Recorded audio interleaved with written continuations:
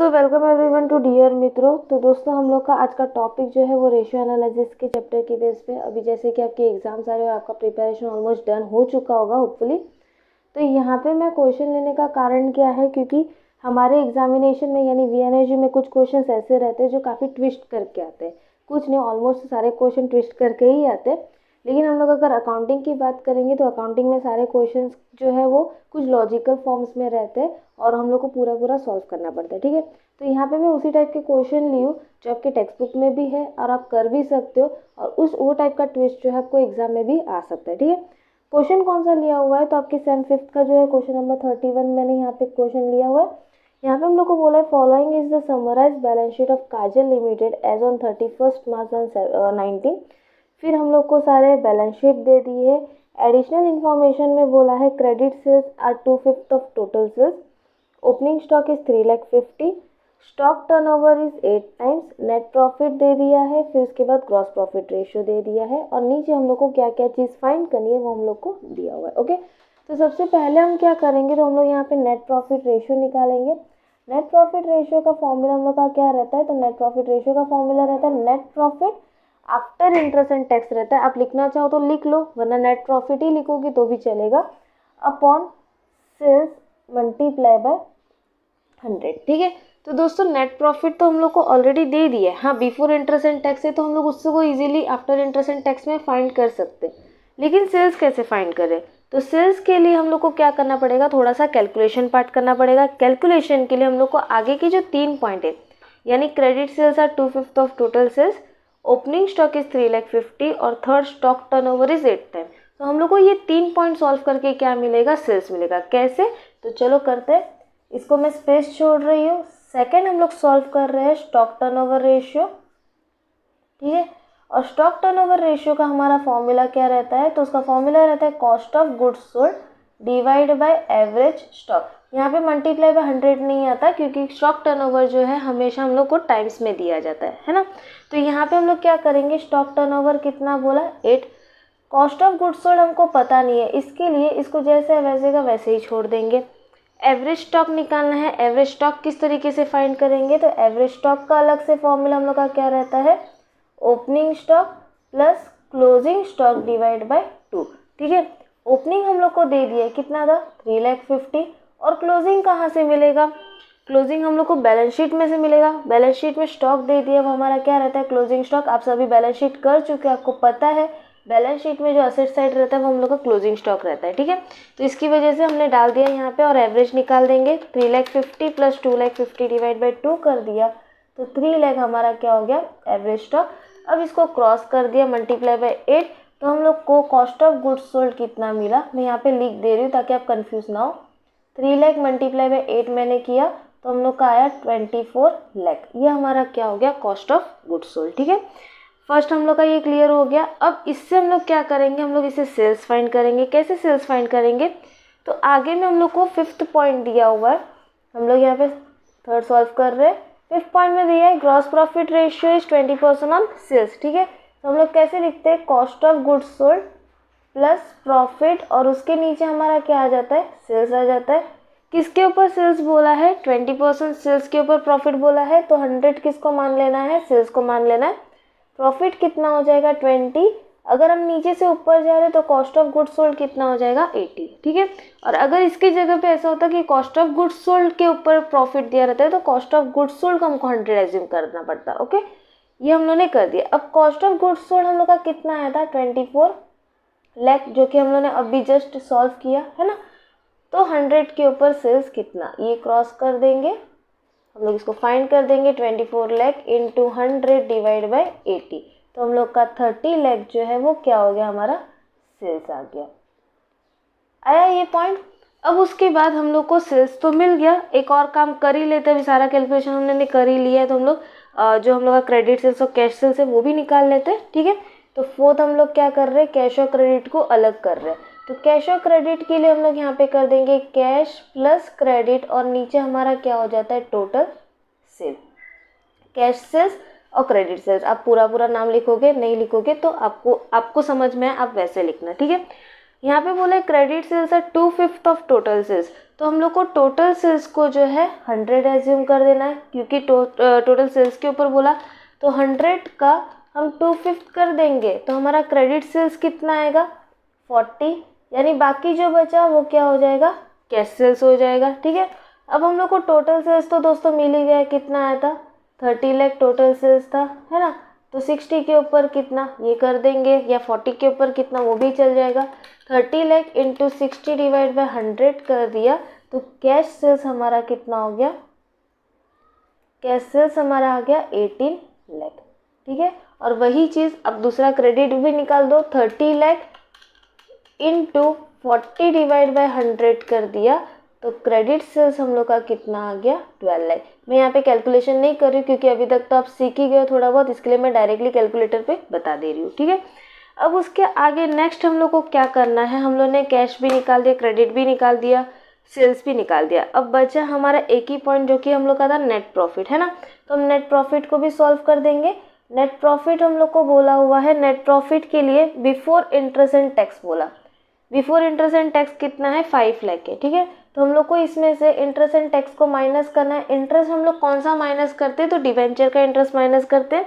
Debenture का interest किस तरीके से निकालेंगे, 2 लाख का कितना परसेंट है 10%, है ना। तो डायरेक्टली हम लोग का 20,000 आ जाएगा, ये हमारा क्या है डिवेंचर इंटरेस्ट। और उसके बाद उसमें से हम 50% टैक्स को माइनस कर देंगे, तो 5 लाख में से 20,000 माइनस 50% कर दिया तो 2,40,000 हमारा net profit after interest and tax आया। ठीक है, मैं यहाँ पे आफ्टर इंटरेस्ट एंड टैक्स लिख दे रही हूँ क्योंकि हम लोग का बिफोर इंटरेस्ट एंड टैक्स मिल चुका है। अब हम लोग को सिंपल सी चीज़ बस रखते जाना है। यहाँ पे हम लोग सबसे पहले फाइंड कर रहे थे नेट प्रॉफिट अपॉन सेल्स, तो नेट प्रॉफिट हम लोग का कितना आया 2,40,000। सेल्स हम लोग का कितना है, तो हमने फाइंड किया सेल्स कितना आया था दोस्तों 30 लाख। सारे पॉइंट्स हम लोगों ने ऑलरेडी फाइंड कर दिए इंटू 100, है ना। तो हम लोग इसको डिवाइड कर देंगे, 2,40,000 प्लस 30 लाख इंटू 100, तो हमारा नेट प्रॉफिट रेशियो जो है वो आ गया 8%। ये हम लोग का सबसे पहला जो क्वेश्चन था वो सॉल्व हो गया। अब उसके बाद नेक्स्ट हम लोग को बोला है ऑपरेटिंग रेशियो, तो चलो ऑपरेटिंग रेशियो भी हम फाइंड कर देंगे। सेकंड, अब नंबर सीरीज में रखना चाहते हो सीरीज में रख दो, मैं उस हिसाब से रख रही हूँ कि हम लोग क्या क्या सॉल्व कर रहे हैं। ऑपरेटिंग रेशियो का हमारा फॉर्मूला क्या था, cost of goods sold plus operating expense upon sales multiply by 100, ये हम लोग का फॉर्मूला है ना। तो कॉस्ट ऑफ गुड्स सोल्ड तो दोस्तों हम लोग ने जस्ट फाइंड कर दिया, हम लोग का निकल भी गया है कॉस्ट ऑफ गुड्स सोल्ड। हम लोग को ऑपरेटिंग एक्सपेंस चाहिए और ऑपरेटिंग एक्सपेंस के लिए हमारे पास कुछ भी नहीं है, तो हम क्या करेंगे, तो उसको फाइंड कैसे करेंगे, operating expense is equal to gross profit minus net profit, है ना। क्योंकि हम लोग का क्या रहता है, पीएनएल का जो डिफरेंस रहता है वो हम लोग का ऑपरेटिंग एक्सपेंस, यानी पीएनएल के अंदर जो भी एक्सपेंस रहते हैं वो हमारे ऑपरेटिंग एक्सपेंस रहते हैं, तो हम उससे ये चीज़ निकालेंगे। अब ग्रॉस प्रॉफिट कैसे निकालेंगे, तो दोस्तों हम लोग को सेल्स मिल गया था, कितना था 30 लाख का सेल्स था, ठीक है, और उसका 20% ग्रॉस प्रॉफिट था, यानी ग्रॉस प्रॉफिट हम लोग का कितना हो गया 6 लाख, और नेट प्रॉफिट हम लोग का कितना था 5 लाख, जो कि हम लोग को ऑलरेडी दे दिया था, तो 1 लाख हमारा क्या हो जाएगा ऑपरेटिंग एक्सपेंस। ठीक है, और कॉस्ट ऑफ गुड्स सोल्ड हम लोग ने फाइंड आउट किया है, तो कॉस्ट ऑफ गुड्स सोल्ड हमारा कितना आया था, कॉस्ट ऑफ गुड्स सोल्ड हम लोग का कितना आया था, हम लोग ने निकाला था 24 लाख। ठीक है, हम यहाँ पे इसको पुटअप कर देंगे, यानी कॉस्ट ऑफ गुड्स सोल्ड कितना हो जाएगा 24 लाख प्लस ऑपरेटिंग एक्सपेंस हम लोग का कितना आया, अभी हम लोग ने 1 लाख निकाला तो हम लोग को 1 लाख रख देंगे, डिवाइड बाय सेल्स हम लोग का कितना आया था 30 लाख मल्टीप्लाई बाय 100, है ना।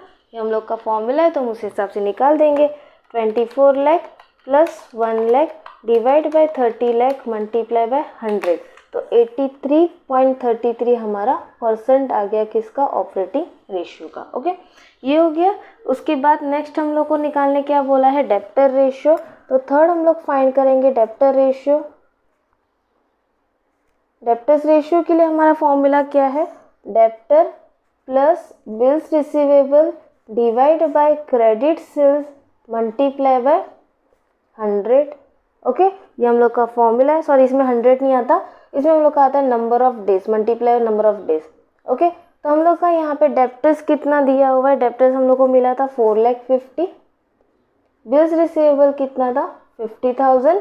क्रेडिट सेल्स हम लोग ने फाइंड कर दिया था, वो कितना आया था हम लोग का 12 लाख, हम लोग ने पीछे ही फाइंड कर दिया, आप अपना कैलकुलेशन भी देख सकते हो। ठीक है, multiply by number of days, तो कितना डेज हम लोग को बोला 300 डेज, तो हम लोग 300 डाल देंगे। 4,50,000 plus 50,000 divide by 12 lakh multiply by 300, तो हम लोग का 124.99 आया। इसको राउंड ऑफ में हम लोग लिख के रख देंगे, कितना हो जाएगा 125 डेज। दोस्तों याद रखना, डेब्टर रेशियो हम लोग को हमेशा डेज में ही लिखना है। ओके, उसके बाद नेक्स्ट हम लोग को बोला है rate of return on capital employed. ठीक है, तो हम लोग यहाँ पे ये कर देंगे, rate of return on capital employed. अब इसका फॉर्मूला क्या है, तो इसका फॉर्मूला हम लोग का है net profit before interest and tax, net profit before interest and tax divide by capital employed multiply by 100। Okay, ये हम लोग का फॉर्मूला है। अब net profit before interest and tax हम लोग को मिल ही गया है, कितना हम लोग का था 5 लाख, हम 5 लाख रख देंगे।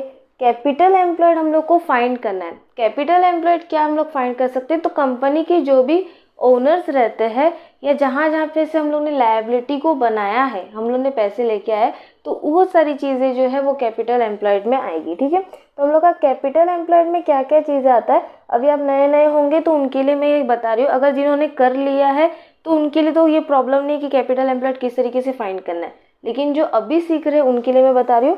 कैपिटल एम्प्लॉयड में हम लोग का आता है equity share, preference share, reserve and surplus. ठीक है, फिर डिबेंचर, अगर लोन रहा तो लोन ले लेना है, और इन सब में से हम लोग को क्या करना है, माइनस करना है प्रिलिमिनरी एक्सपेंस। ठीक है, ये हम लोग को करना है। अब इक्विटी शेयर हम लोग का कितना दे दिया, 15 लाख दे दिया। प्रेफरेंस शेयर हम लोग को कितना बोला है, 8 lakh. Okay, reserve and surplus हम लोग का कितना है, 5,50,000। डिबेंचर का बैलेंस, डिबेंचर हम लोग का है 2 लाख माइनस प्रिलिमिनरी एक्सपेंस, तो प्रिलिमिनरी एक्सपेंस हमारा कितना था 50,000। ओके, ये सारी चीज़ें डाल दी। अब हम लोग यहाँ पे करेंगे 15 lakh plus 8 lakh plus 5,50,000 2 lakh minus 50,000, तो हम लोग का कैपिटल एम्प्लॉयड कितना आ गया 30 लाख, हमारा कैपिटल एम्प्लॉयड आ गया। ठीक है, ये सिर्फ मैंने उनके लिए बताया है जो अभी अभी सम करना सीख रहे हैं, जिन्होंने कर दिया उनको तो पता ही है किस तरीके से इसको हम लोग फाइंड करते हैं। कैपिटल एम्प्लॉयड हम लोग ने डाल दिया 30 lakh multiply by 100, 5 lakh divide by 30 lakh into 100 कर दिया, हमारा आंसर आ गया 16.67%। ओके, ये हो गया। अब उसके बाद नेक्स्ट हम लोग को बोला है rate of return on share holder fund. ठीक है, तो हम लोग को अभी वो फाइंड करना है, तो हम लोग करेंगे 5th rate of return on share holder fund. अब इनका फॉर्मूला हम लोग का क्या है, तो इनका फॉर्मूला है net profit after interest and tax divide by share capital plus reserve and surplus multiply by 100। Okay, ये हमारा फॉर्मूला है। अब नेट प्रॉफिट हम लोग को बिफोर इंटरेस्ट एंड टैक्स भी दिया था, आफ्टर इंटरेस्ट एंड टैक्स भी हम लोग ने फाइंड आउट कर दिया था। अगर आपको याद हो तो मैं आपको एक बार बता देती हूँ, net profit after interest and tax हम लोग ने यहाँ पे पूरा निकाला था, कितना आया था 2,40,000 था, है ना। तो हम लोग यहाँ पे कर देंगे net profit after interest and tax कितना आया 2,40,000। Okay, divide by share capital plus reserve and surplus. Share capital हम लोग का कितना है 15 लाख प्लस 8 लाख, दोनों शेयर कैपिटल है, यानी इक्विटी शेयर प्रेफरेंस शेयर दोनों हमको लेना है। रिजर्व एंड सरप्लस हम लोग का था 5,50,000। ओके, इसमें से भी हम लोग को प्रिलिमिनरी एक्सपेंस जो है वो माइनस करना है, तो हम लोग यहाँ से 50,000 को माइनस कर देंगे, यानी नीचे आ गया हम लोग का 28 लाख। ओके, मैं आपके लिए वापस एक बार यहाँ पे बता रही हूँ, हम लोगों ने नीचे क्या क्या चीज़ ली, तो equity share, preference share, reserve minus preliminary expense, इस चीज़ों से हम लोग को नीचे का बैलेंस आएगा। ठीक है, अब इक्विटी शेयर हम लोग का कितना था 15 लाख, प्रेफरेंस शेयर हम लोग ने लिया था 8 लाख, रिजर्व एंड सरप्लस हम लोग का था 5 लाख 50 और प्रिलिमिनरी एक्सपेंस था 50,000, माइनस कर दिया तो हम लोग का बैलेंस कितना आया था 28 लाख। ओके, मल्टीप्लाई बाय 100, तो यहाँ पे हम लोग कर देंगे 2,40,000 divide by 28 lakh multiply by 100, हम लोग का आंसर आ गया 8.57%। ये हो गया। अब उसके बाद नेक्स्ट हम लोग को 6 निकालने बोला है, करंट रेशियो।